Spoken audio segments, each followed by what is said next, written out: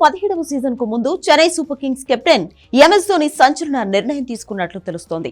Dhoni IPL కు good bye చెప్పాలని నిర్ణయించుకున్నట్లు సమాచారం. ఇప్పటికే తన నిర్ణయాన్ని సిఎస్కే కు వెల్లడించినట్లు వార్తలు వినిపిస్తున్నాయి. ఇకపై ధోని సిఎస్కే మెంటర్ గా సరికొత్త బాధ్యతలు చేపట్టనున్నట్లు పలు రిపోర్టులు పేర్కొంటున్నాయి.